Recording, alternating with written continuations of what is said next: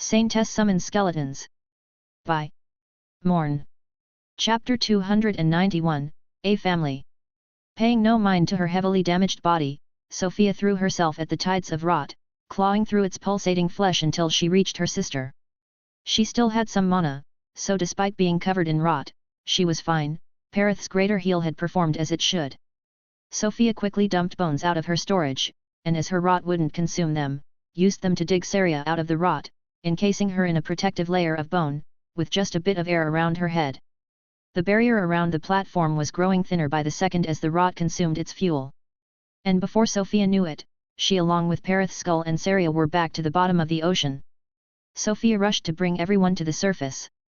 Quickly making a small boat with her stored bones, she let Saria out of the bone encasing. She lay unconscious on the boat, still wearing her dragon mask. The sun was just finishing to disappear beyond the horizon. Perith's bones were regenerating quickly, imbalancing the boat. He was probably going to notice and return to the bone storage, but before that, Sofia could feel something through the connection of their souls. Usually she was the one communicating, but in a rare event, she was on the receiving end. From the unblinking, unmoving skull, there was no message, no order, no words, just a feeling. Happiness. Sofia smiled. Perith returned to the bone storage. Slowly, Sofia stood up on the bone boat. She walked up to Saria's side. She was breathing peacefully. Perith's heal was potent enough that Sofia did not have to worry about anything. Saria was simply asleep, her mana was recovering and flowing as it should, her heartbeat was calm and steady. "You're so thin, sister. Are you still not eating properly?" After covering her sister with a thin sheet of interwoven bone scales, Sofia laid down next to her. She gazed at the slowly moving light and fuzzy clouds in the darkening sky. Before she knew it, the gentle rolling of the waves and Saria's peaceful breathing lulled her to sleep. Sofia opened her eyes. She felt a bit cold, naked on her boat. Her demon transformation had long ended and her stats were all back to full. It was night. Saria was still sleeping next to her. "This feels unreal." "No, it is unreal." She sat up, fashioning some rigid clothes for herself with some bones. "Better than nothing. Saria at least has her mask." Something softly tapped Sofia in the back of the head. Startled, she turned around. It was her scepter floating behind her. "All right, guess I am not completely naked either, welcome back," Sofia thought as she gave a gentle tap back to the staff, leaving it there for now. Her attention returned to Saria.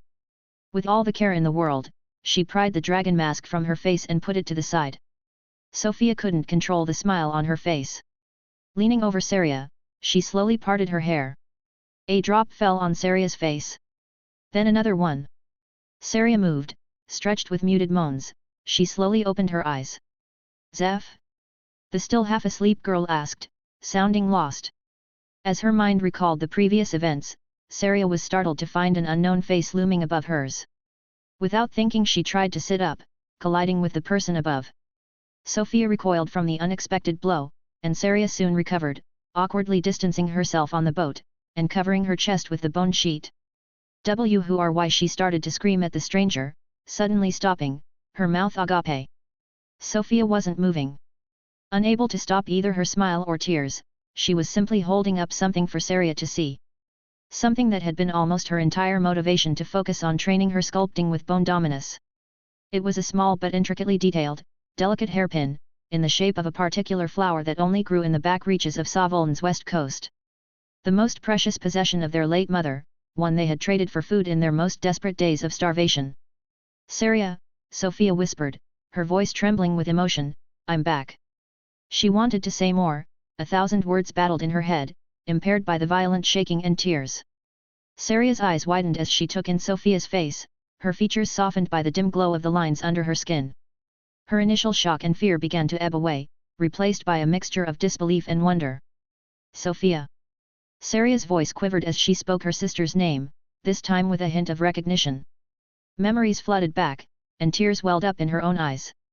"Sofia, is it really you?" She reached out tentatively, her fingers trembling, as if to touch Sofia's face, as if to make sure this was not another painful dream.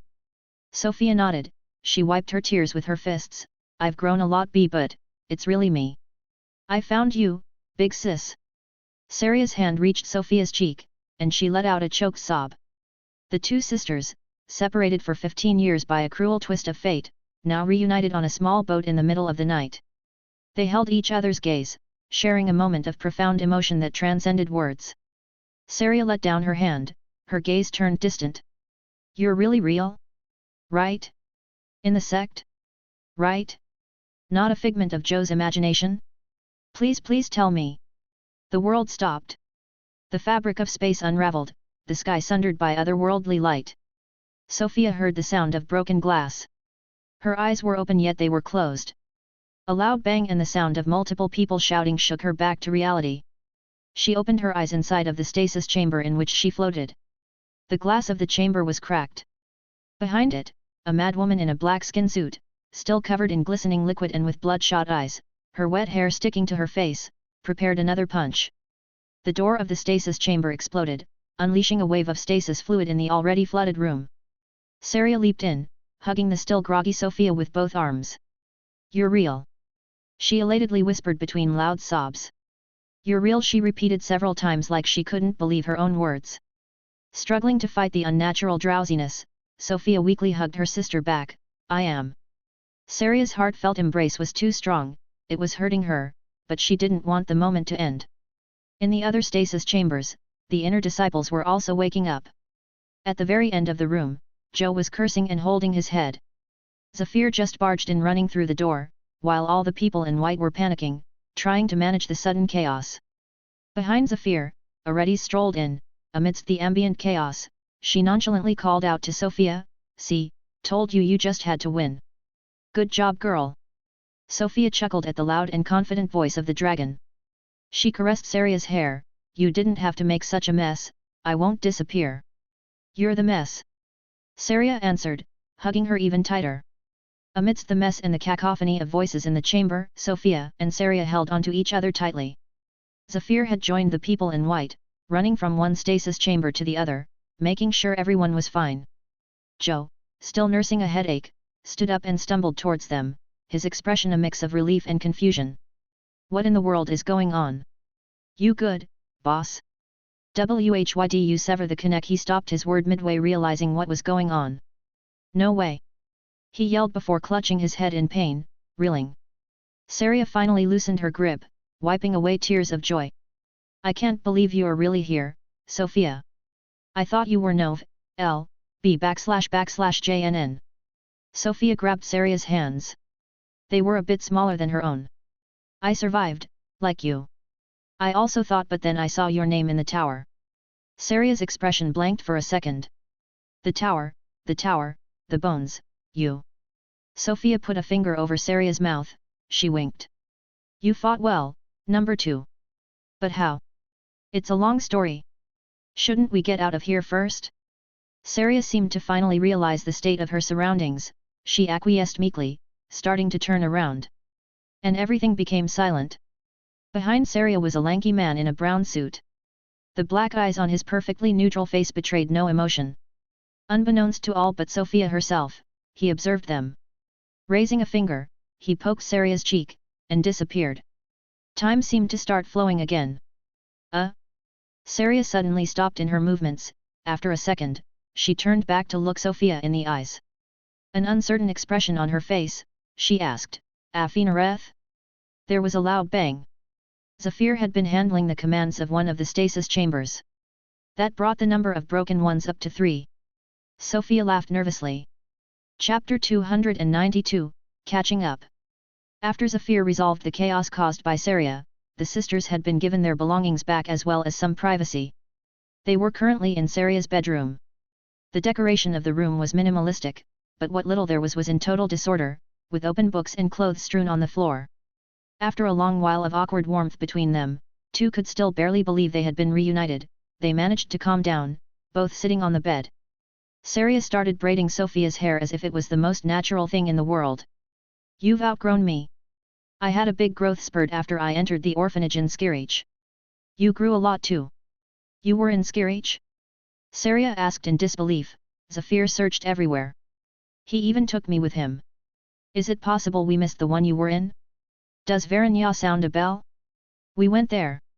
I remember. There was even that one blind kid. Serious? Sofia asked. That's it. But then how Saria's hands stopped for a moment. Did we reach there before you? Sirius entered the orphanage 8 months after me. No way, Zafir asked everyone and even checked the ledgers. I get why he was so shocked to have missed me then. I think I know what happened somewhat. But let's start from the beginning maybe. Right, how did you even survive to begin with? I couldn't see much for reasons, but I know it was a huge mess. Ah yes, I found your murder cave. You sure gave that prick Hemdall some of his money back. My murder, you went to the mountain. Sofia turned around to be able to see Saria's face. She took out the brush she got from Saria's old hideout. That's how I found you, you left some hair on this, I had a diviner search for you. That was you. Zafir complained that someone was trying to spy on the sect with scrying spells. Had. That's what led me here. And it wasn't cheap. I still need to pay the guy. You do. I can pay, I'm sure you saw in my lair, right? You can take as much as you want, Sofia.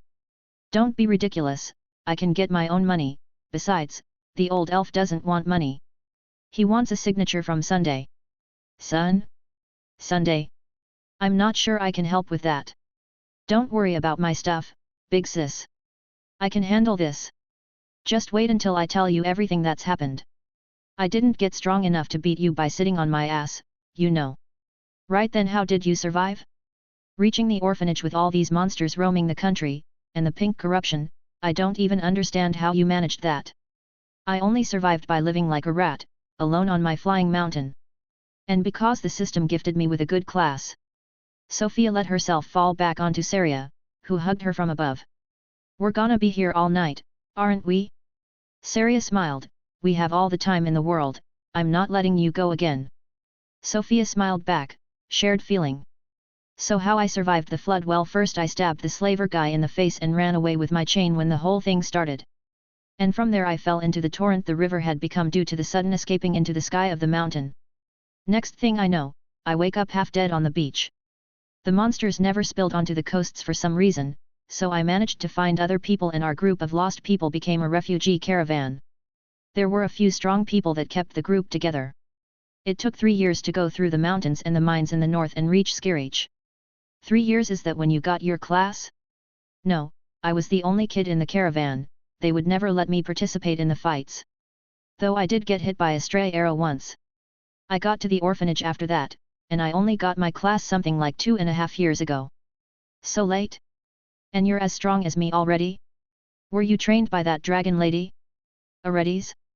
No, I barely met her before coming here. I got strong quickly because well. Let's start by explaining how I got my class, even by the standards of the sect it might be weird. Saria was walking around her room, trying to digest Sofia's short version of her adventures, throughout which she had made all kinds of funny faces. So, let me get this straight. Just to be in the clear. You're the Saintess of Scripture and also trying to kill him. Sort of. And you've been adopted by some kind of forbidden god whose name erases people from existence. That's Afinareth, yes. You can say it too, we're safe. There's only one of the 4 lords that we're supposed to not speak of out loud for some reason. Of course, and then you became sort of Sorrow's apostle, but not really. You've seen it firsthand, it's not far from how you transform into a tiny dragon. You have a point. I guess this is my specialization though. No dark sacrificial ritual to the chatter gods, but let me finish. You cleansed a lost city in the margin, saved another apostle from an underground prison, and then went on to go up the spire and defeat the 1,000-eyed cheater? That's a way to put it. Oh, speaking of which, this is what I got out of it. Sofia commented while showing the crown.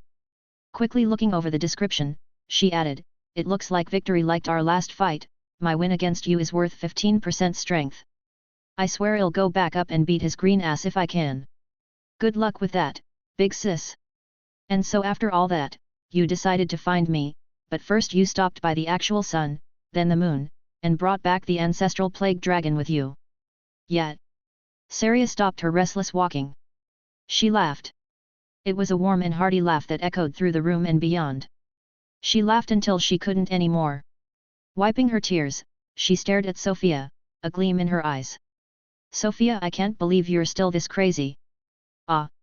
You're one to talk, big sis, I decorate my walls with skulls and was adopted by a dragon. Saria laughed again. Hey, I didn't have any choice, skulls were all I had, you on the other hand you've been touching some bones. Well, it is what it is, in a way I wanted to become a necromancer for you, you know. Look at you selling your big sis skin so cheap. I'm not the kind to die so easily. If it wasn't for that damned flood I could have even gotten us away from the slavers that same night. Sofia sighed, the process was terrible, but now that you're here again the results aren't bad. Don't you think? Saria sat next to Sofia again, resting her head on her shoulder. I'd have to agree, but really only because you're back. I'm happy here. The people in the sect are like a second family, will you stay here with me? I don't know. Probably not. I enjoy traveling around now, discovering lost dungeons, and the forgotten mysteries of the world. It's exciting. I wouldn't mind being here occasionally, but won't you come with me instead? It was Saria's turn to sigh. Maybe. I can't abandon this place and the people here. But I could come with you sometimes. So the best way is probably to do a bit of both? All the rooms in this corridor are mine, you can pick one for you and one for each of your heroes too. What do you think? Stay sometimes, leave sometimes, maybe together, maybe not? I guess we can't live tethered together, we both have things to do and places to be, but I don't want to lose you again. As if I'd let you disappear a second time. You made a mistake by finding your big sis, Sofia. I'm never letting you go even if you beg. I can beat you though. TSSK, you got me by surprise, if we rematch also the way you kept accumulating one with suffering is cheating. It's straight up cheating. Want to talk about how nothing at all could restrain you in any way without being completely dispelled by some weird shockwave? How's that not cheating?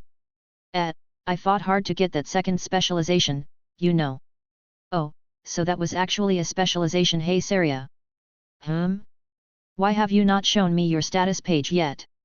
You've been staring at mine for an hour. My status, there's a lot to explain. At least yours still somewhat makes sense. Mine uses words from the heroes' worlds. And when heroes try to explain them to me they get censored. I can only guess what some of them mean by context clues, it's so frustrating. Whatever, I spent so long speaking and you've barely said anything about yourself. Stop being so selfish. Still throwing tantrums, my baby sister. How are we ever going to find you a husband here? Have a look at the absurdity that my class is. Chapter 293, Too much information. So, what do you think? Name, Saria Afinareth. Age, 24. Class, Raid Boss. Level, 249. Health, 249,000/249,000. Stamina, 249,000/249,000. Mana, 100,000/100,000. Main specialization, second phase, Draconic Blood. Alteration chance, 100%.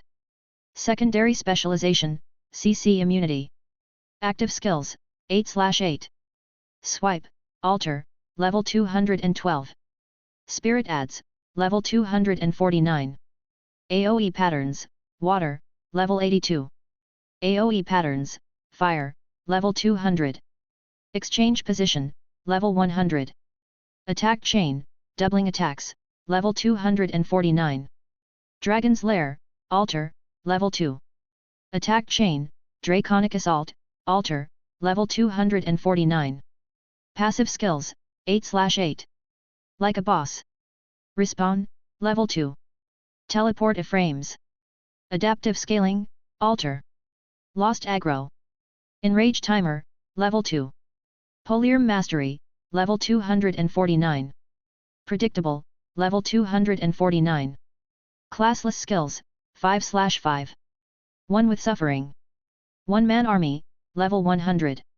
Identify, level 3. Indomitable, level 100. Shenanigans 2, level 17. Mark of Afinareth. Sofia scratched her head. That, yeah. It is quite special, for sure. I think I can more or less connect the skills to what you used in the fight. I like how you noted which skills were altered, maybe I should have done that with my keywords. I personally like to keep track of these things, but it doesn't matter much. I think I used almost everything against you except for respawn and lost aggro. Are they not useful in battle? They're useful after battle. Lost aggro makes me heal quickly when I'm out of combat. I just have to not attack or receive any attack for a full minute and it will get me back to full health in about 3 seconds. That can be easily abused, no? Somewhat. While mana isn't an issue thanks to my draconic form, I have nothing to regain stamina this fast. So I can sometimes heal during a battle by escaping or hiding for a minute, but that's not very sustainable in the long run. It's saved me before, though. Then what about the other one? Oh, it's kind of like your runes. They had me freaked out honestly. You revived like twice during the fight? It lets me revive 24 hours after my death in exchange for 100 times my level in gold coins. As long as I have the gold still on my dead body, in my lair or near the place in which I slept the most often in the last 6 months. It must be reassuring to have. I know the runes help calm me down a lot, expensive though. And a bit limiting. Used it often? Saria laughed nervously. A few times she started to walk around her room again. It seemed she had a hard time staying still. Should be good friends with Alith. At least, it makes me feel better to know you have something like that. Hey, who's the older sister here? I'm the one supposed to worry about your safety. Just leave it to me, I'll go teach that scripture who's boss. You can't do that, you know. Don't ruin my quest. And I want to kill him myself. Understandable. Speaking of, didn't you say that one of the orphans was missing when you got there? Sofia nodded. Yeah, Chino. Haven't really looked into it much. I hope she's safe. I could have Zafir try to locate her if you want, Saria casually suggested. I would appreciate it, actually. Thanks. It's nothing. Anything else about my status that has you curious? Sofia looked back at the status page and the handful of words she didn't understand. Her gaze trailed on the classless skills. What's indomitable? I have spent a long time looking up all the skills but I've never heard of that. Oh, this? It's what I made with my fusion ticket. Let me explain the whole process of thinking. So my specialization is the dragon transformation.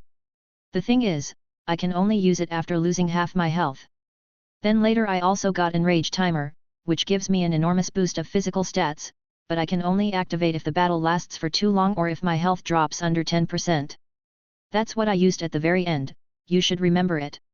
Yeah, when you started glowing red? That was actually kind of frightening.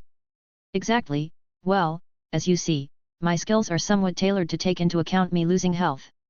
So I wanted to make that work better, hence one with suffering, which you also have. And now to this fusion skill, it's a fusion of tireless and unrelenting, which let you ignore fatigue and pain respectively. You didn't seem to ignore them very well. Ignoring and not feeling is different. Pain is still painful, but I can keep fighting as if I was uninjured. And this fusion makes that universal. Ah. So this is why you could keep going after I blasted your bones. Yes. And yet, that was fucking painful, sister. I know we were going for real, but damn. And you did that while knowing it was me. Saria said, shivering as she remembered the sensation. Sofia looked away uncomfortably. Why, you know, I was just trying to help you grow. Was the fight actually helpful at least? Zafir seemed to think it would help you. Oh yeah, it was helpful. I think I'll be able to free up some skill slots soon, that'll take some time but I've got a lot of time before the next trial.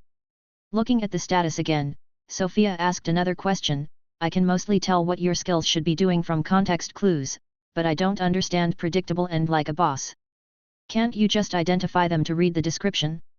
No, they're in Draconic. I'm not in the mood to translate. In Draconic? Oh, right, you did mention your system was in Draconic for some reason, not weirder than the rest of the things going on with your system honestly. So, well, predictable is really straightforward. The more predictable my next attack is, the more bonus damage it does thanks to that skill. It's a risky trade-off, but my base strength in human form is terrible. Look at my arms, all thin and weak. It's a locked skill. Did you have it from the start? Sofia asked, and Saria nodded in return. I think this skill is there exactly to offset the terrible strength growth. It's weird, but I can't complain when I get so much health. Oh, right, it's easy to see how your stats improve, but what happens to the trial stats and the ones from pills? Alith is good at making pills, so if that's still useful to you, well, have her make you some. That would be nice. Any extra stat I get like this actually goes towards boss points, and I have a system menu for a boss point shop. I can buy a few different stats like charisma, aura, or processing, and also some of my class skills. For example, the attack chains and AoE skills are from there. I can choose between a lot of them, and they can even get altered by the first specialization when I buy them. Charisma? Saria paused for a second, looking at her sister with a judgmental air. That's what caught your attention? Do you think you don't have enough or what? She playfully accused, pointing at Sofia's chest. Oh. Is that what it does? That's part of it, for some reason. For guys it also makes something bigger, Saria added with a wink. You would know? Hoy! Saria complained, kicking a book from the floor toward Sofia's face, who dodged with a smile on her face. I don't want any more of it then, actually. Screw that. Well yeah, I get that. How did you get so big even? I know Mom was large but not that much. Told you I had a big growth spurt. I'd be tempted to trade mine for yours, honestly.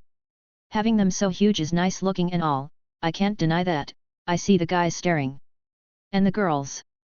Everyone pretty much, it's a nice confidence boost. But fuck if it's not inconvenient. At least my back doesn't hurt anymore with all the levels, but it's hard to get clothes that fit me at all, or to lay down in a comfortable position, and don't even get me started on trying to use a melee weapon with these in the way. Your demon form gets rid of it when you need to hit people though. Yet also costs 10 levels. Surely that'll be part of what changes at level 300, be positive, Sofia. Surely. Saria sat back down next to Sofia, right, mentioning shit that gets in the way of fighting, let me tell you more about like a boss, and all the useless stuff it has me do for a few bonus stats and an enemy tracker. Remember how I always had this red circle around me and how my hair was all flowy for no reason? Well, the skill is essentially just toggles, all come with a bonus and a trade-off. The tracking crown comes with the red circle, the flowing hair gives me. Chapter 294, Job equals Vacation. Sofia spent about 2 months in the sect. She would spend days and nights talking with Saria, and time would just seem to disappear. She also got better acquainted with the inner disciples and Zephyr. Everyone was excited to discover the boss' lost sister, and Cynthia in particular was very shocked and very happy at the news, as she was already Saria's closest friend. The 3 girls would often hang out in Aretti's new workshop, who decided that she wanted to stay away from the moon for a year or 2, claiming it was a nice change of pace. Zephyr had made sure Sofia's letter reached Alith and Iwarat, and the 2 heroes eventually made their way to the sect, accompanied by Zire and Astelia the moon's oracle along with her butler Agran. They all brought about some news. Alith had failed to be first to complete her quest from Sun, Morn had somehow been faster by half a day. Despite that, she had gotten some nice things out of the ordeal. Sofia still hadn't seen any level debt coming from her because she had never finalized her specialization pick. She was undecided between 2 choices, but her level debt already amounted to 96 levels, so she didn't want to go for more. She had also managed to produce all the stat candies she had the recipe for during the time she had been waiting for news of Sofia's whereabouts. Alith was so happy for Sofia finding her sister that she had wanted to rush there as soon as she learned the news. She had gone to check Sofia's messages at a vampire embassy on the way, which is how she ended up bringing Astelia and Zire along, as these 2 unexpectedly had some business together that they wanted Sofia to help with. Iwara came to congratulate Sofia and soon excused himself, explaining that he was going to use his reward to locate a precious artifact of sorrow. Sofia suggested that they all go together, but the Shadow insisted on not wanting to impose on the newly reunited sisters. He was also of the mind that Sofia should take some time to rest and develop her skills at the moment, instead of diving headfirst into another perilous quest. Fact that essentially everyone else agreed with, so she could only reluctantly give up. Astelia had somewhat of a mental breakdown when she learned the moon Saintess was an ancient dragon, but Aretis was really happy to meet her new co-worker. Zire had changed her mind and passed her level 300 trial before trying to open her school, so that plan was still in the works. She also had new colorful clothes and accessories in traditional avian fashion, which consisted of a mix of overlapping skin-tight and very loose clothes with an abundance of gold ornaments and jewelry. Iwara seemed to think this was in extremely good taste. It seemed to Sofia these 2 had become good friends in the little time they had spent traveling to the sect. Eventually, after everyone was done catching up, Zire and Astelia explained why they wanted to see Sofia. It had something to do with Zire's school project. All gathered around one of the sect's banquet tables, Zire explained her plan while stuffing herself with the tasty food provided by the sect. I want to open a school, yes? However, I fear both my knowledge and methods may be a bit outdated, yes. So, first I want to know what the modern magical academies have to offer, yes. I didn't know who to contact, so I got in touch with Asti, and we decided to both go to the best school together, yes. Saria looked a bit unconvinced. Go to school? That's a way to learn firsthand, yeah, but why do you need Sofia? A whole fish disappeared within Zire's beak mouth, and she answered, it was Asti's idea so she can explain. Astelia seemed a bit lost at suddenly having everyone's attention on her, she blushed and lost her composure for a second, but managed to get through it. She calmly explained her idea, I wanted to go for a while but Agran cannot come because of his other duties, so I couldn't, as the queen would never allow me to go alone. So then you can have Zire there to protect you and she also gets to see how things work there? That's a nice way for things to work themselves out, Sofia commented, trying to take some of the attention away from Astelia for a bit. Yes. So now I can go as a teacher on spatial magic, Astelia continued. Wait, teacher? Yeah, that's not too far-fetched actually. She is level 249 too and her class is almost entirely spatial magic. I know she's good at teaching it, too. Do you need me to vouch for your capacity as a teacher or something like that?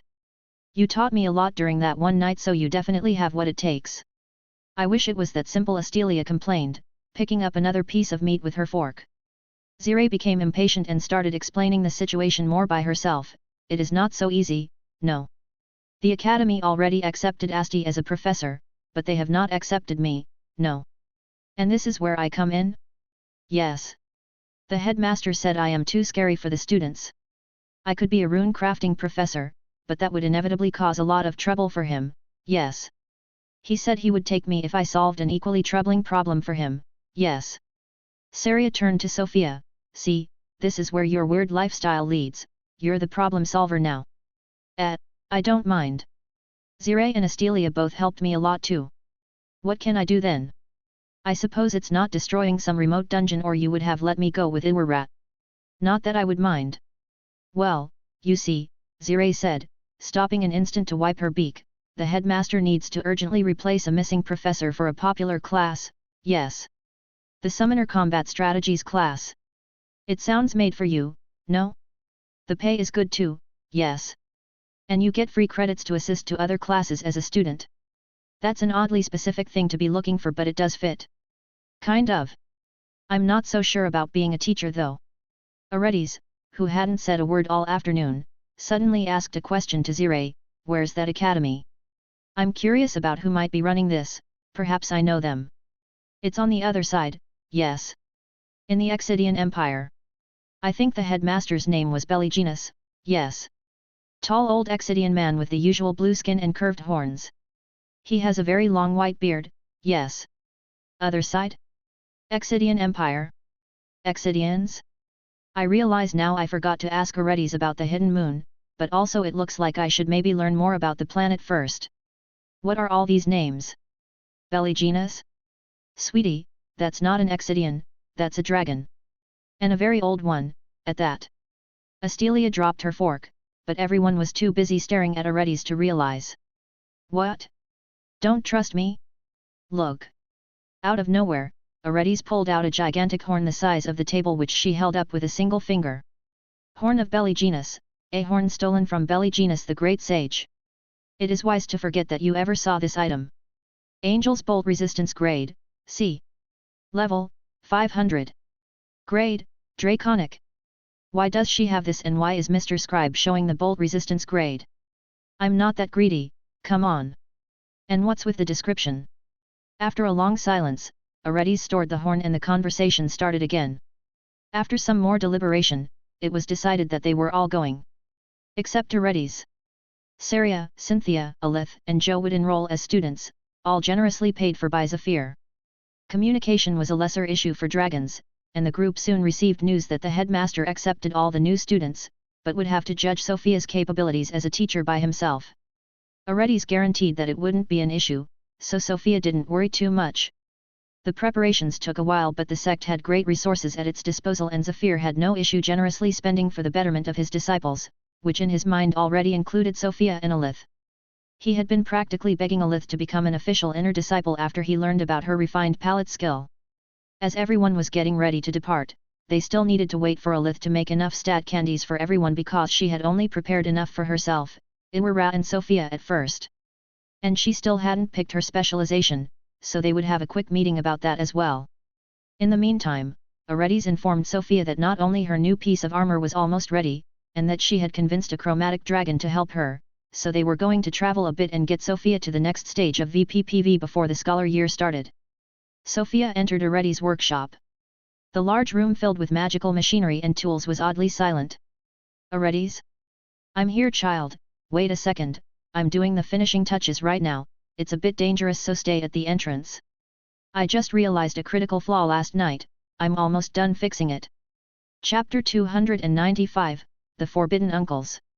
A few minutes and a lot of dubious sounds later, Aredes called out to Sofia again from the depths of her workshop. It's done. Can I come now? Yes, come look at that thing. Sofia followed the sound of Aredes' voice to the far corner of the room where she was working. In a worker outfit, she was sitting on the floor, surrounded by a layer of fine dark blue dust. She was proudly holding Sofia's new arm above her head. The armor piece was meant to cover the entire right hand, arm, and shoulder. It had kept the same shiny dark blue hue of the scale, and was made of tightly interlocking thick scale parts.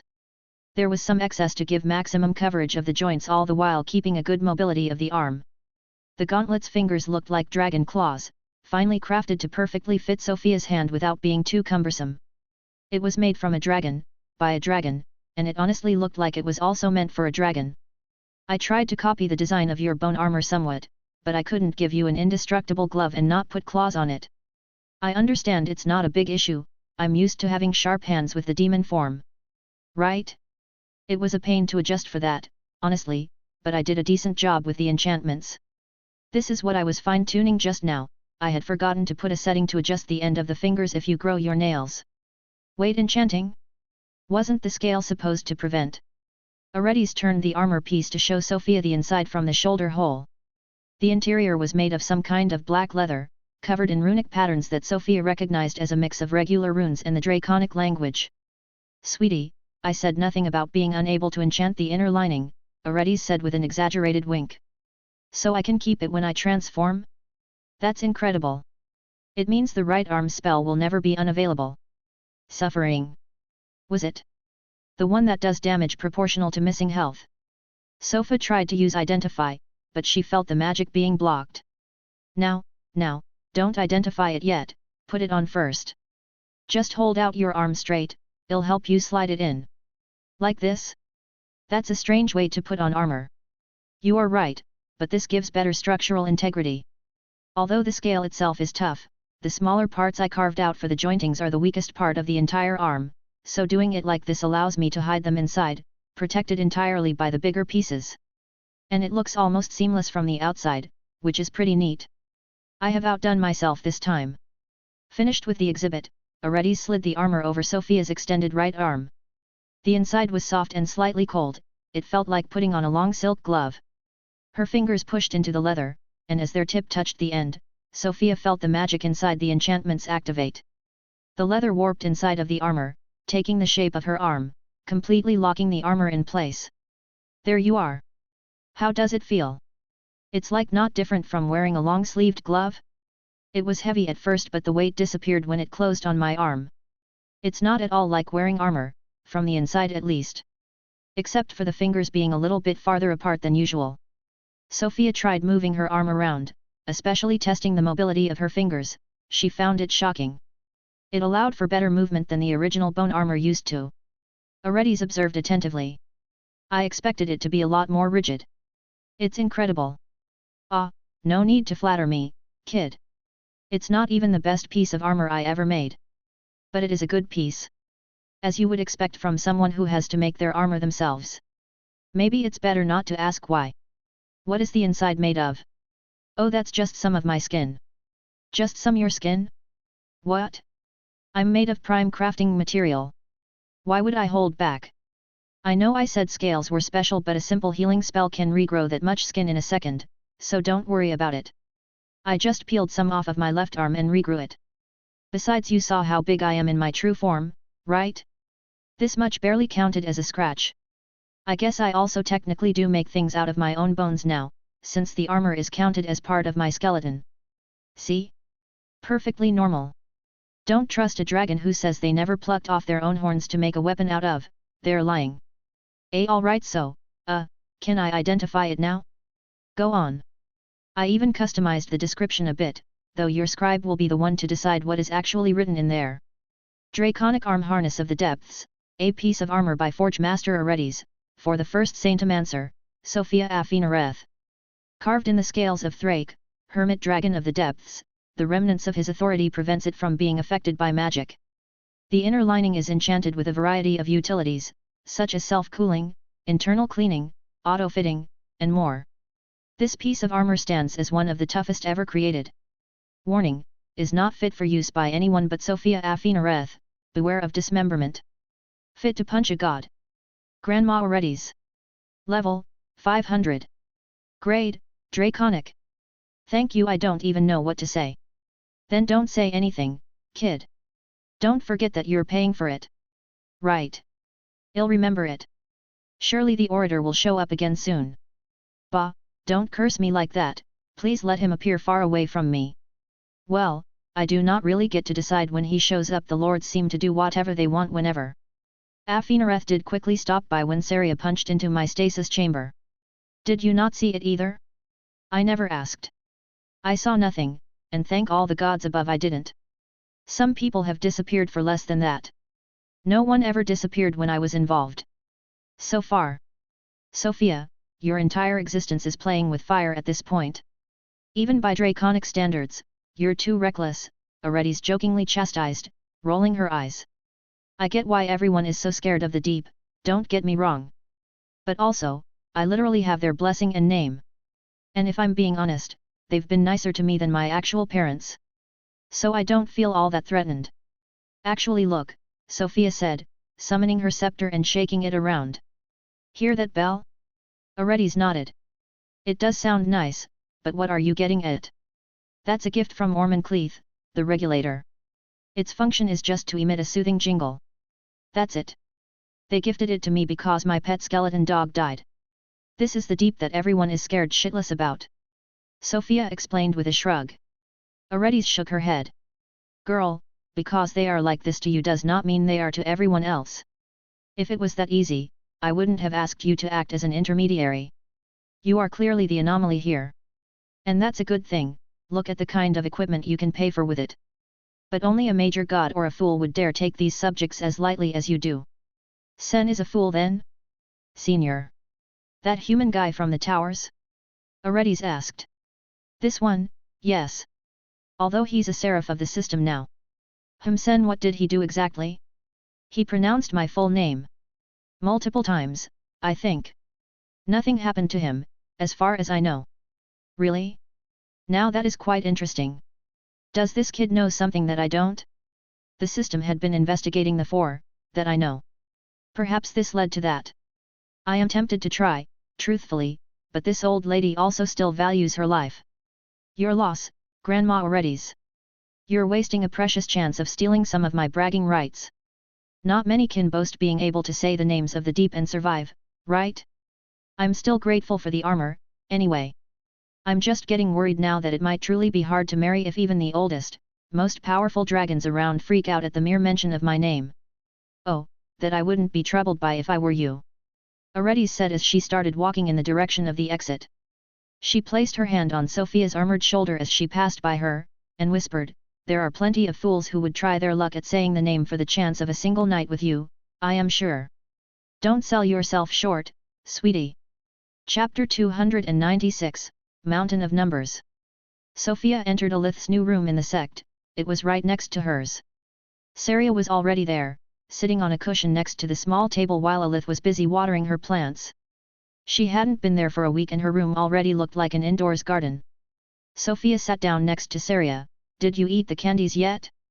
No, but Alith already did. Did she explain how they work? It's different than the ones before. How so? It was Alith who answered as she just finished watering a row of tiny plants. The limit isn't 10 per stat this time, it's around 10 in total. Beyond that you might start to actually lose stats due to the poisoning. How many you can eat exactly varies between people. I had to stop at 12. Oh. That's a lot less good than expected. Then how do you know when to stop? Alith pointed at her open mouth. When you start vomiting blood is usually a good sign it's time to stop. Alright, are you sure we should do that in your room? Yeah, don't worry Sof, I've got a skill for that. You do? I haven't seen your status page in forever. Well, you're gonna have to look to help me choose a spec, so read up. You too Sar? Are you sure? Saria asked, a bit surprised Alith would share something so private so easily. You're Sof's sister, so you might as well be my cousin or something at this point. Do you think Cynthia would be reluctant to show her status to Sofia, your sister? Saria was silent for a second. You do have a point. I kind of want to see it, Sofia commented. You do? Alith asked as she also sat down. What? Her class is just as crazy as mine, she had a bunch of recessed watching her all the time. Aren't you curious too? I mean yet. If you put it like this. But let's get on with it. I've been sitting on my spec choice for months and it's killing me. Sure, send it all. Which candies did you eat by the way? You had health, agility, and speed, right? 1 health, 1 agility, 10 speed, she answered just as her status window appeared before Sofia's eyes. Damn, she actually has more total stats than me. Name, Alith. Age, 24. Class, Lady-in-Waiting. Level, 249. Health, 161 965/161 965. 10 LV, 5000 PILL1, 2500 filter 2, 46 975 filter 3, 100K race, 5000 PILL2. Stamina, 348 908/348 908. 20 LV, 1666 PILL1, 2500 filter 2, 46 975 filter 3, 100K race, 18333 PILL2, X2 genetic freak. Mana, 37350/37350. 150 level, might go up next filter. Active skills, 8/8. Lady Double, level 249. Maiden's Shriek, level 100, max. Maiden's Kiss, level 201. Utterly Unimpressed, level 200, max. Professional Cleanup. Slap of Absolute Shame, level 200, max. Mental Misstep, level 1. Out of Sight, level 3. Passive Skills, 8/8. Accounting, level 249. Split Focus, level 249. Hidden Presence, level 200, max. Presentable. Refined Palette. Escape Artist, level 2. Returning Blade. Shifting Blame, level 200. Special Passive Skills, 2. Air of Fire. From the Ashes. Classless Skills, 5/5. Planar Shift, level 93. Botany, level 100. Genetic Freak. Hero's Luck. Identify, level 1. Hero Blessing. SSS, Blessing of Phoenix Lineage. Mark of Afinareth. Genetic Freak? Sofia asked right away, is that what you got from the fusion ticket? Yep, both Shinobi and Toned were looking a bit weaker now, and they were both locked classless, so this was a nice way of getting rid of them. Sorry to interrupt. Saria apologized. But can I get some context? I've never heard of these classless skills. Let me just send you the description of the 2 skills and the result, Alith said with a smile. Shinobi, grants precise control over your body and weapons, the result of an intensive and resolute practice. Additionally reduces noise produced and visibility of the user in low-light environments. Efficacy tied to maximum stamina. Toned, grant additional capacity to the nervous system. Your maximum stamina is increased by 10,000 per 100 class levels. Bonus cosmetic effects. Genetic Freak, the ultimate capacity to wield your body exactly as you desire. Stamina is doubled, this doubles once more at class levels 300, 400 and 500. A nice step up, right? Alith gloated. Saria nodded. You don't say. That's a lot of stats. And the 100,000 from you race is just free? Aren't you just human? Alith turned to Sofia. Didn't you say you two spent like a week talking back and forth? Did you never mention me or what? No, no. It's not that. I think I just said Sen fixed your race without elaborating on the subjects. You never told me much about it either, so there is not much to say, to be fair. Right, well, let me explain to Sar and to you. I am now Alith, the first Alith. Or, essentially, a half-human, half-ghost. I can switch between the spiritual and physical realm at will, get bonus health and stamina that upgrades each filter, and a natural weak mana vision. That's about it. Sen said that in the off chance I managed to get a kid somehow, it would probably inherit it vampire curse style. But he wasn't certain, so I might be the first and last. The three young women discussed the ins and outs of Alith's class for a bit until the subject looped back to her status sheet. Sofia asked something for clarification, although the answer was obvious. You actually need to train your skills now? Yet. The good old days of instantly maximum level skills are gone. But I'm also not stuck at 10,000 mana anymore, and that's largely worth the trade. What about avoidance? You tossed it? Oh, this one I used so much all the time that it kinda spelled itself like your bolt did. And it capped at 200, so there was no reason to keep it, Alith explained. Actually, Sof, can I see your status again too? Of course. Name, Sofia Afinareth. Age 21. Class, Saintess. Level, 249. Health, 2980/2980, 20k plus, 20/level, 4000. Stamina, 21047/21047, 20067 plus, 20/level, 4000. Mana, 417/100/417/100, 319/100 plus, 2000/level 400,000. Main specialization, Eclipse Skeleton. Alteration chance, 98%. Secondary specialization, Heat Death. Active skills, 8/8. Spine of the Black Sun, level 209. Summon Blood, level 205. Maiden Banshee, level 249, LV.249. Graveyard of the Righteous, level 208. False Immortality, level 3. Skull Choir, level 208. Reign over Shadows. Saintess Madness, level 1. Passive skills, 7/8. Blessing of the Deep, 2/4. Valkyries Rihafen of Sorrow. Exalted Exoskeleton.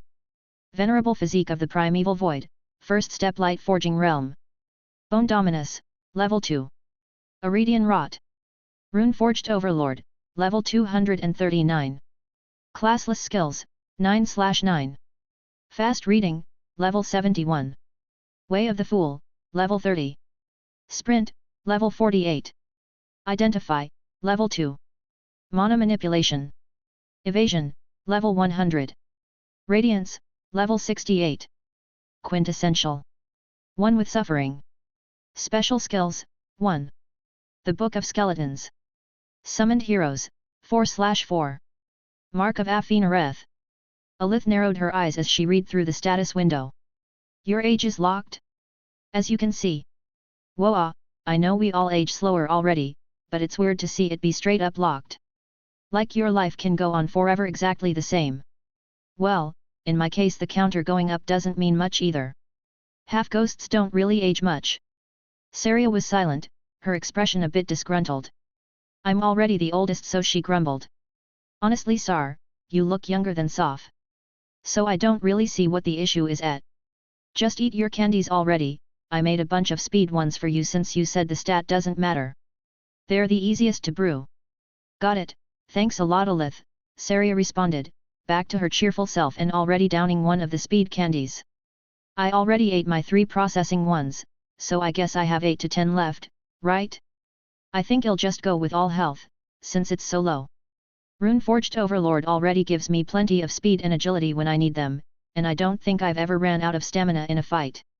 Sofia managed to eat 12 health candies before she started puking blood. Health, 8980/8980. That feels great. Sofia thought, despite still feeling the taste of her own blood in her mouth. Her body had just become 4 times tougher by virtue of eating sweets. It felt a bit too easy, and that was a nice feeling to have, for once. Saria soon stole the spotlight, however. How many? Alith asked, bewildered, seeing the pile of candies become smaller and smaller. Saria ate a total of 26 of them before she began to bleed from her nose and eyes. Ah, I think I'm done. Thanks for the meal. You should be dead 3 times over after eating that much, but you're welcome. Alith answered in kind. Well, I'm rather tough. Now let's see what I can buy. This just put me past the threshold to buy the lowest level upgrade of the aura stat. So maybe I'll go with that. I'm gonna have to ask Zeph first. Definitely tell us what you buy when you chose, Sar, I'm curious about your shop now. But enough with the candies. Enough waiting. You two are going to pick my specialization, and you can't leave this room until it's done. Saria shrugged. What if we disagree? I already have Shadow Man's vote, so if you two pick different ones I'll go with his pick. Alright. Saria and me are pretty much experts at picking specializations now, bring it on. Chapter 297, Alithialization. The skill I chose to specialize in is utterly unimpressed. It's really good, but the 60 seconds cooldown and limitation on movement makes it impractical as a defensive skill. So I hope to get rid of that, Alti explained, bringing up the skill's description. Utterly unimpressed, strike a disinterested pose and gain 100%, 0.5 * skill level, resistance to all damages and ailments for up to 12.45, class level /20, seconds, max, 30s. Performing any other action cancels this effect. 60 seconds cooldown.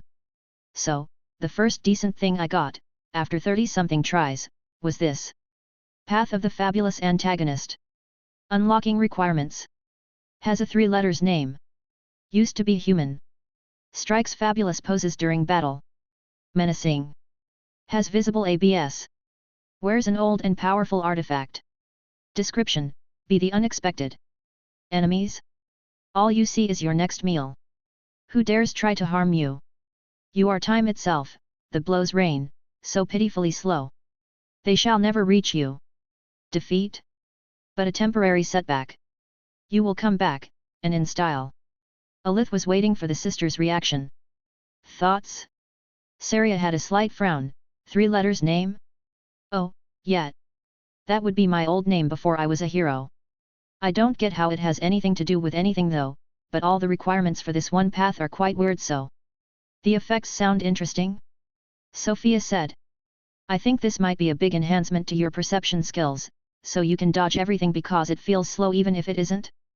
That's how I would interpret it. Not really much else to go on. Don't forget the style part, Alith added. What do you think, Sar? It's not bad. Zephyr's theory about specializations with very unordinary descriptions like this one is that they were custom made by the admins instead of derived from your skill. So they're normally never a bad choice. But it could end up very different from what you started with. My secondary specialization was like this too, and it ended up really strong. As for how it fits with your fighting style and existing skills, you would know better than me. Thanks for the input. Then this is the second one, which I got after a total of 96 tries. Path of the Soul Chaser. Unlocking requirements. Has debate the ethics of consuming souls. Has followed souls through the spirit plane. Has a strong link to fire. Is an undead. Can revive. Has avoided attacks by rolling. Is always lightly armored. Runs fast. Wears an assortment of magical rings. Description, the Soul Chaser hungers for more souls. Capable of enhancing their own body through untold dark magic, their capacity to avoid blows is uncanny. Effortlessly parrying all blows and rolling around the battlefield, as long as their stamina does not run out, they might as well be immortal. Oh well. This one does sound stronger, Sofia started, but it's also rolling around the battlefield. Yet it does sound a bit dumb, no? Saria continued. The whole soul-eating stuff is weird, but it's not like dead people are gonna miss them, so I guess that's fine. I had a skill that did something similar with souls at some point. It's best not to think too much about it. So do you both think I should go with this one? The fact that it looks like a growing type and that it mentions stamina are both good, but the other one is also really speaking to me.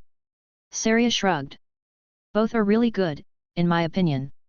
But I would go for the growth type, personally. They both seem to be focused a lot on evasion, so it's what you wanted either way. Yeah, what she said, Sofia approved as she munched on a dried fruit. I'm going for a life of rolling then. You have received a debt of 96 levels, new total, 116. This one might be a bit harder to repay. Well, it's just a matter of a few weeks in Savoln at worst. And something tells me that I'll have a lot more debt by the time I finish the next trial. Especially if we spend the whole scholar year at the academy. How is it? Simpler than I expected, but I like it. It's definitely still a big departure from the original skill though. I got an alter token also, it says I can use it to alter one of my current skills. Saria chimed in, one for each filter passed after the first but without a specialization, that's to help you catch up a tiny bit. Alright, I'm altering Maiden's Kiss. This skill is too much of an embarrassment to level up. And hey, race the main thing. Soul Chaser level 1. You take 100% less damage from all sources and cannot be affected by any afflictions while performing a dodge roll while above 0 stamina, but lose up to 100 * class level plus 0.5% max stamina each time if able. You and your weapons take 90% less damage if you perfectly block an enemy hit with your weapons. You lose 50% less stamina from blocking with your weapons. You may absorb the soul of enemies you kill to gain soul power, higher level enemies award more soul power. You must spend soul power to upgrade this specialization's level. Each level of Soul Chaser gives an increase of 5% stamina divided equally between agility, strength, and speed. Cost to level 2, 1 SP. Animals still don't have souls, right? Sofia asked Saria. They don't, but the undead usually do. So I need to become an undead hunter if I want to level that up without killing actual people. That might take a while, but it's not too bad. At least now I can use the invincibility whenever as long as I can roll around. The three girls did some tests in Alith's room to see what counted as a roll. It seemed that as long as the intent and attempt to perform a full roll in any direction was there, the specialization's effect activated. That counted even for backflips and other such ways of doing any kind of acrobatic full body tumble, and the length of the buff was usually the full length of the roll up to 2 seconds, stopping whenever she was stable again. Also, Alith noticed that she had a much better sense of what was happening around her when she rolled around. It was not as good as just being able to see it without rolling, but that was better than nothing and allowed her to avoid coming out of a roll directly into an attack. Most of the time. Finally, chaining rolls was a completely safe way to become infinitely invincible, as long as she had stamina to spare and good timing, there could be no downtime if she wanted. It also no longer prevented her from doing something else at the same time, but the number of impactful things she could do while tumbling around was inherently limited by the nature of the action. The blocking feature was exactly as advertised, as long as she blocked correctly with her commas, it felt like the opponent wasn't putting much force into their weapon and she could easily deflect it. She was still affected by the electrical discharge of hits from Sofia's staff though, so it clearly had its limits. After a bit of testing with Madness Thrown Rats, if she could block the projectile skeleton directly with her weapons, that would work to mitigate the damage from the explosion. Against the angel bolts it did nothing, so the conclusion was that there needed to be some kind of solid physical component to block for the damage reduction to activate. After sufficient testing and trying things out, Alith had her verdict about the choice. It's good, but without the growth it would be a scam. I don't think it's as strong as either of yours right now. Maybe when it's level 40 or so. Sofia nodded. I think it's perfect for your fighting style. And there's no mention of a maximum level, so that can be a lot of stats in the long run. The issue will just be to find the souls. It is certainly living up to its name. How did the kiss skill turn out? You never said how it went. Right. Sorry, it was processing it for a while, so I didn't have the description. I think it turned out quite nicely, although it's a bit mana expensive at the moment.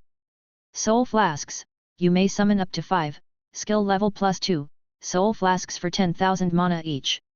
Drinking the full contents of a soul flask immediately restores 50%, 20 plus, skill level *10, plus 10,000 max health and cleanses all ailments. If you are the one drinking the soul flask, also restore 9%, skill level *3, max mana. Used flasks disappear and can be summoned again after spending a full 10 minutes out of combat. She doesn't have enough mana to summon all 5 at once, but they don't mention any duration limit. So she can prepare them in advance and heal for 250% of her health in a single fight. And she gets 9% mana back each time? She can probably even drink while she's rolling. Nothing you can do to stop her from healing. That's really good. Damn. Chapter 298, Light Breathing. Sofia was enjoying a leisurely ride on the back of a giant black dragon. Enough sightseeing, we're here. There isn't much to see in the first place. Sofia let go of Aretti's back and watched as the flying dragon turned back into an elegant lady with bunny ears. They landed on the inconspicuous little island, in the middle of the ocean far to the west of the Sex continent. There were a few tiny farm plots growing colorful vegetables on the side of a rickety wooden shack. A single barefoot man in shorts was sunbathing, lying on a long wooden chair under a palm tree. With short black hair and a 3-day beard, from afar he looked like any other random human guy. That was if one couldn't see the ludicrous amounts of mana forming a vortex around him that extended far beyond the small sandy island. I didn't expect that. Is the world just full of random places with dragons doing nothing but hanging out there that you can just stumble across by pure luck? This place looks lived in, so he wasn't here to wait for us, right? Unless he got rid of whoever used to live there? Hoy, get up, Phil. Aretti's hollered as she approached the guy. The man sat up on his lounging chair. He turned and glanced at the two girls. He was wearing a pair of reflective dark glasses. No way, you really brought a busted babe for me to roast? I thought you were joking. He propped up his glasses, revealing his deep emerald eyes. Hey beautiful. You've come all this way to see me? This. What kind of weirdo did Aretti's bring me to? Stop fucking around, Philip. Aretti's warned, already exasperated. I like fucking around, though. I agreed to help for free, you could at least let me have some fun. You were funnier when you were young, Ari, the man answered before pulling his glasses back down and sipping on a drink inside of a halved hard fruit that was just on the ground near his chair. A colorful character. Aretti's audibly sighed. Sofia, this is Phil. You should be careful never to take anything he says seriously. And he's not helping for free at all, he wants you to leave one of your blessed bone constructs here for a week, for him to analyze. I had to disclose some of your skills to him, I hope you don't mind. This guy is crazy when it comes to lingering magic. So he wants to try copying it. Hell try. But I personally don't think he'll get anywhere close to that in a week. I can hear you, you know, Philip chimed in from his chair. Yeah I know. So just make him a small coin or something, it doesn't matter. As I said, there's no way he could copy it in a week.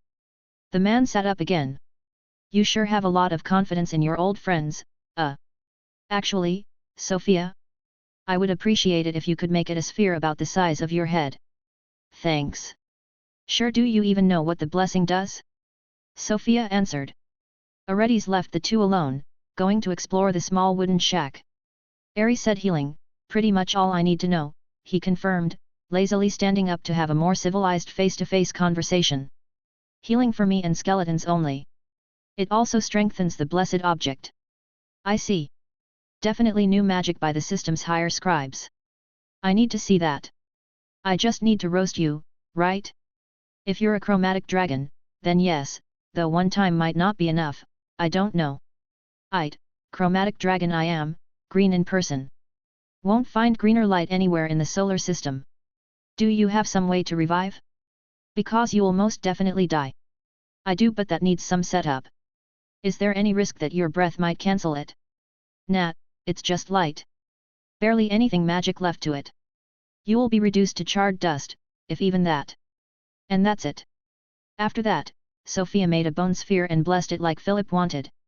He was instantly fascinated by it.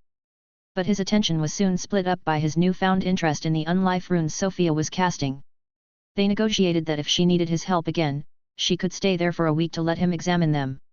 When it was all said and done, he asked Sofia to stand at the end of the beach, feet in the water. But first he made sure she left all of her valuable belongings in a wicker basket near his chair, so that he wouldn't destroy them by accident. In terms of aim, I don't want to ruin the place, so it's better if you fly up when you're ready. I burn you for 1 second and stop. That's all right? It takes me a few seconds to resurrect, just cut it off before that and we're good. Philip smiled. You're quite the special young lady, to have Ari escort you here, and to speak with me so freely. I like it. Be careful though, some of the older folks alive are way more uptight. You'd be quickly executed for being irreverent. Though I'm sure if you bring up Aris' name they'll at least think twice about it. I like to think I am a decent judge of character, though if someone at your level really wants me dead I don't believe excessive politeness and flattery will save me. Ha, you never know. He shrugged. I like to think I'm part of the more sane five-digiters around, but some just develop weird quirks with old age, you know. Like living alone on a fucking barren wasteland in space instead of with their old buddy, for example. Or like being obsessed with lingering magic. I can also hear you. Areti's voice echoed from inside the shack. I know, honey, you can wait for me on the bed if you want. Sofia heard Areti's sigh all the way from the beach. Philip seemed not to care, he just shifted his attention back to Sofia. Ready? Just fly up. Sofia left the ground after giving herself a quick jab in the stomach. She didn't want to stay alive any longer than she needed to under a dragon's breath, and all the one-hit protection from VPPV would do was probably prolong her agony for half a second. She saw Philip slightly opening his mouth, then nothing but the color green. After which, she woke up naked in the shallow water. Perith was there, technically blocking Philip from view with a huge shield, but it was very uncertain whether that did anything. Quickly reforming her armor, she stood up and looked at her description of venerable physique of the primeval void, but she could already tell from the light showing under her skin that it wasn't done. However, there was undeniable progress. Venerable physique of the primeval void. Light forging realm, first step, your skin becomes tougher and opaque, 478/1000%. Are you alright, girl? Philip asked from the other side. Switching to Perith's vision, Sofia saw that he actually had his back turned. So perhaps he was really not looking. Or just putting on a show. Either way, Sofia appreciated the gesture, because she hadn't thought that far about her clothing situation when she had been worrying about whether she could really survive a dragon's breath or not. I'm good. Progress says 478. Out of 1,000? Hasn't changed. Damn. 2 more times then. Your other 2 runes still good? Don't want to kill you by accident. Oh, right, can I turn around? Yeah. Thanks for not looking. You think I had a choice? Look in that direction, he said, pointing at the bunny-eared lady near the shack, sitting in the sand and watching him with a scornful gaze. Would you look if you had a choice? Sofia couldn't help but ask, though she instantly regretted it. Nah. You're a bit too young for my tastes, young lady. Reminds me of my daughter. You can ask again in a few thousand years though. Anyway, second round? I'm ready. Sofia flew up and died. The first thing she thought as she woke up in the same fashion as before was that at least it didn't hurt. Getting erased by Afinareth probably feels like that, I would guess. One moment you're there. The next you're not. Not that I saw him ever erase anybody. Well. Does the jailed count? I don't remember the scene in detail, so to say that I saw it is a bit of a stretch. And clearly he's not really gone, or he couldn't be in Cynthia's chat room. Venerable physique of the primeval void. Light forging realm, first step, your skin becomes tougher and opaque, 971/1000%. Sofia covered herself up and stood up again, announcing the progress to Philip. Ready when you are, girl. Chapter 299, Pastimes. Venerable physique of the primeval void, second step of the light forging realm. Light forging realm. Starting step, you no longer age. First step, your skin becomes tougher and opaque, 1000/1000%. Second step, your blood becomes light, 0/126/441 drops converted. Third step, enhances your reflexes through the use of light. Fourth step. Current step training method. Cut off any passive or active healing if able. Slash yourself so that blood trickles out in a slow but steady stream. Circulate mana from your head to your heart and back in rhythm with your heartbeat, the more the better, while visualizing this skill's mana pattern. Successful attempts should feel like being stabbed in the heart and will convert around 1 drop of blood to light. Repeat until no blood is left. Warning, be very careful not to bleed out, stay in a well-lit room, go slowly, and take frequent pauses. Holy crap! This is a lot more involved than everything before. 126,000 drops of blood to convert? So I will feel like I got stabbed that many times? And all the while bleeding out. This might be the worst step yet. But then I'll be immune to bleeding, I guess? It does also explain even more why the thick skin was necessary. By the sound of it, the next step is converting more stuff to light. Am I becoming an angel or something like that? I'd rather keep a physical body if possible. Well, I'll see where it goes. There's always the option to stop training the skill if it becomes too much. But at least, losing my blood, that I don't really care about. Wait, isn't blushing all about blood coming up to the face? Oh, but I've already lost that just now with the thick skin, didn't I? No more blushing, then. I'm guessing you're done since you've been staring into the void for a hot minute, Philip called out. Oh, yes, sorry. Thank you very much for your help, Philip. 'Twas my pleasure, young lady. You look better without the visible mana veins. Aha, yeah, they weren't very aesthetically pleasing, were they? Aredes chose this moment to come out of the wooden shack. It was all right. You should see a goblin when they evolve to a hob. Now this is some blood-curdling stuff. You look a lot paler than before though, Sofia. A thick skin will do that, I suppose. The next step is turning my blood to light, so that won't help either. Blood to light? That's going to hurt. It's not easy to do fundamental changes like these. Most people shy away from that except crazy necromancers, Aredes commented. That checks out then, Sofia said, jumping back into Perith's arms, who held her like a princess. Going to need me again? Philip asked offhandedly. He was already busy examining the blessed construct Sofia had left with him. Not for this next step at least, but who knows what the later stages of the skill will ask me to do. Well, you know where to find me. If you ever come here and I'm away, just leave a letter in the shack. But be prepared to let me examine your immortality runes next time. Noted. Thank you. I'm off then, pleasure meetin' you. Say hi to my daughter for me if you meet her, the man excused himself, walking back to the shack.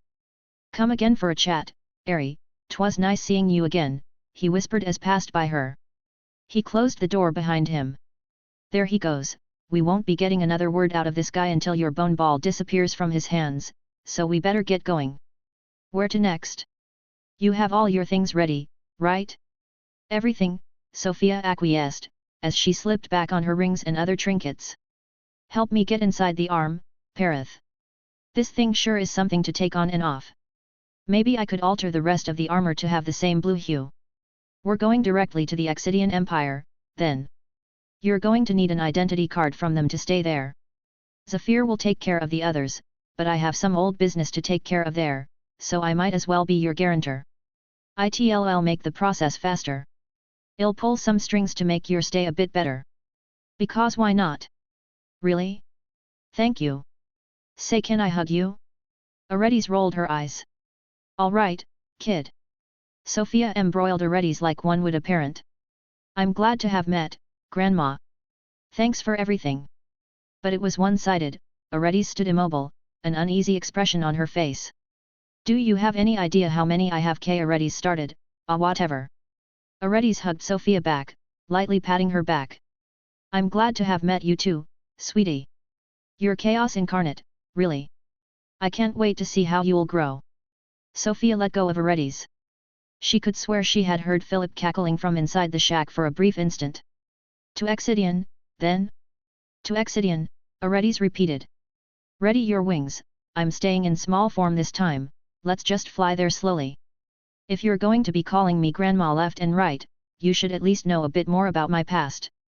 Sure, I'd love to. Ahia. You might regret those words later, kid. Let's go.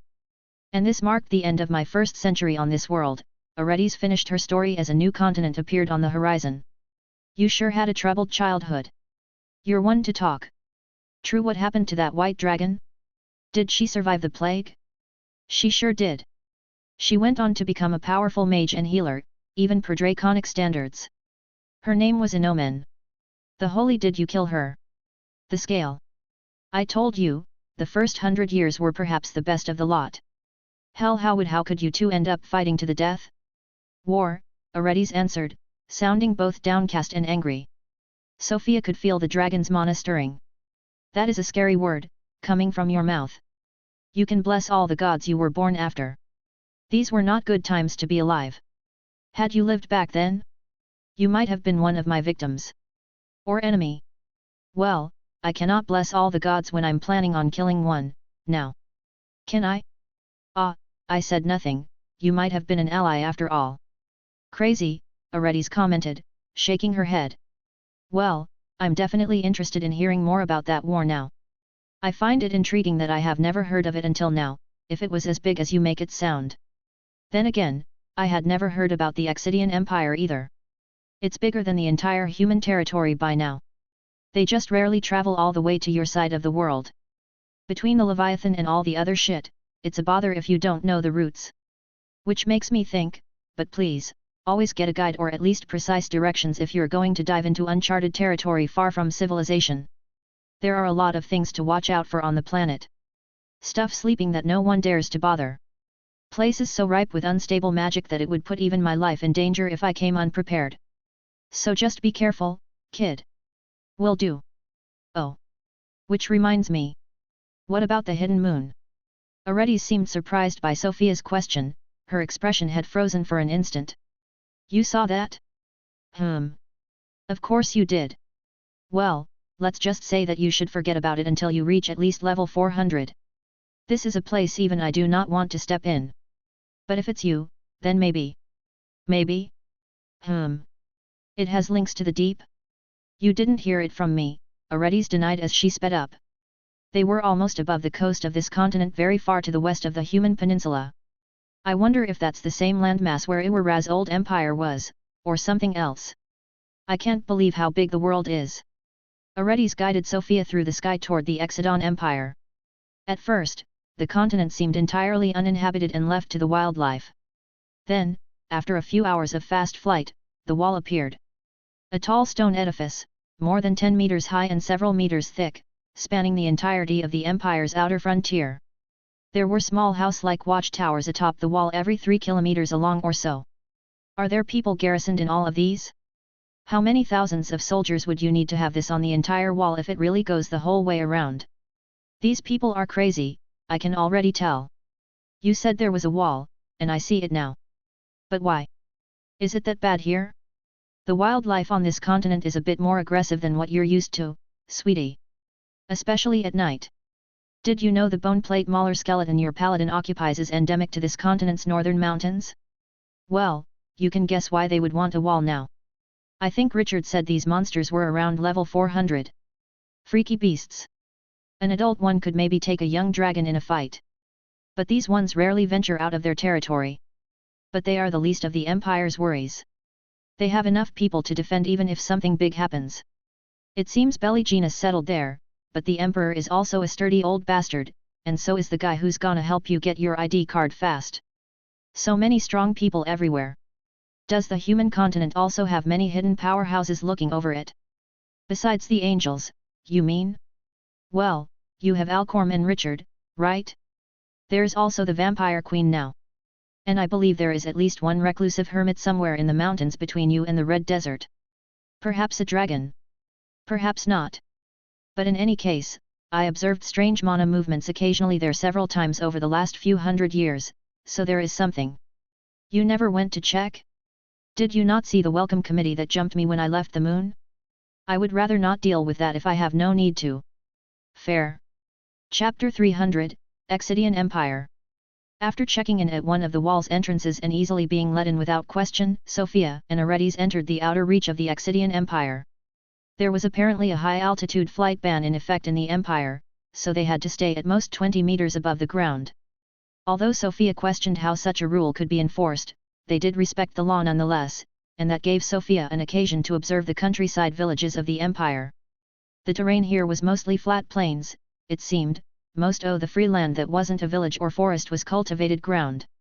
Fields, orchards, livestock, it was a wonder the people could manage so much land, Sofia thought, but the explanation about how jumped to her face very soon.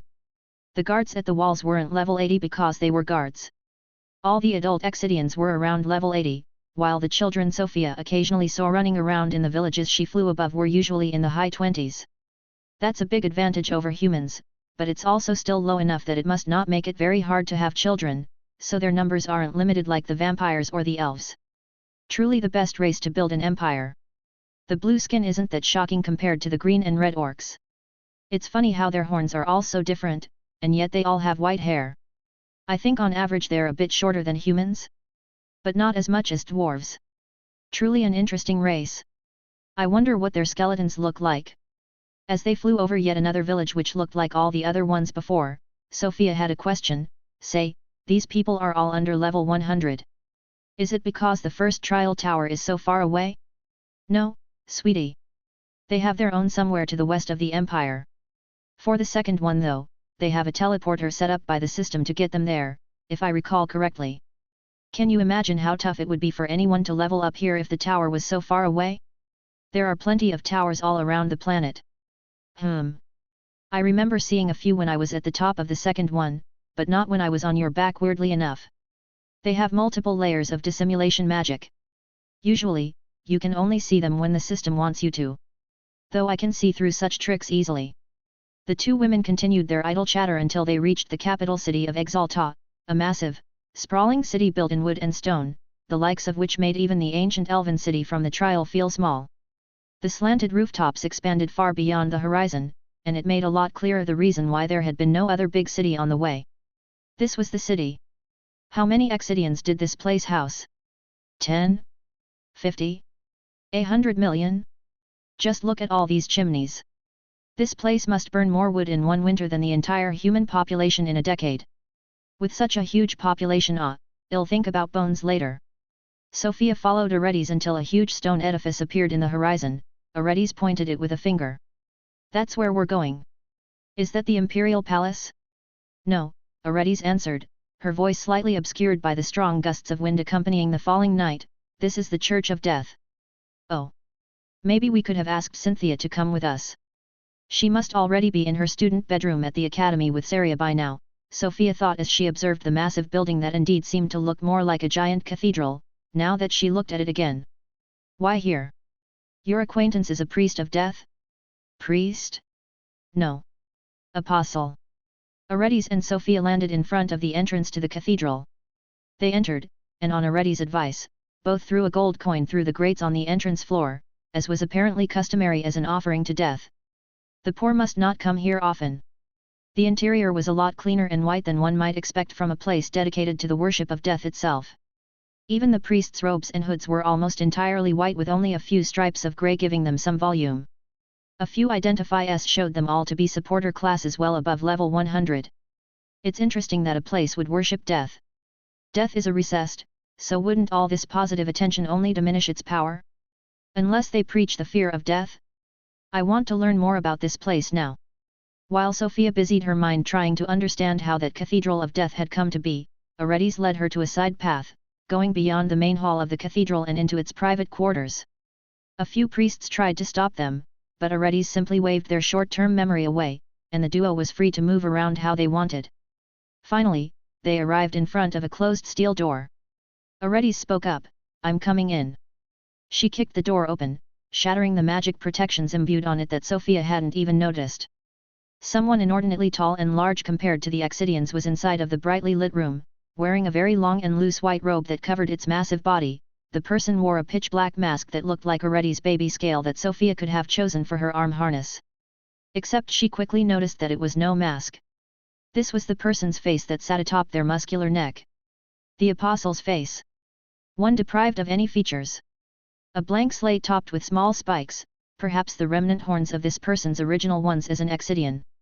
Leverlian Mal, son of death, LV 499. The Apostle was hunched over a wrinkled old lady, alive but barely, who was unconscious, sprawled on a flat steel table. "I feel like we interrupted something." The Apostle's mask turned abruptly to face the newcomers. "I have a patient. And I am impatient. Surely we can work something out, Leverla." The white-robed demon shook his flat head. "I am honored by your visit, great calamity. But this must be dealt with first." "Please wait outside," he answered with a silky voice.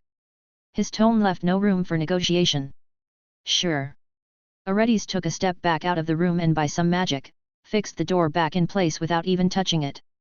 About 5 minutes later, the door opened by itself, and it was the old Exidian lady who slowly walked out. "Thank you, doctor, I feel so much better," she sweetly thanked the demon in the room she had just left. She looked at Aredes with a smile. "You can go now, I understand your impatience, but the doctor's services are worth waiting for," she told her with a smile before leaving. Inside the bright room, Leverla came to the door. He had to bend his massive frame to let his flat head through. His movements had an unnerving, almost unnatural smoothness and preciseness to them, devoid of any unnecessary motion. A stillness that made him feel like a statue coming to life.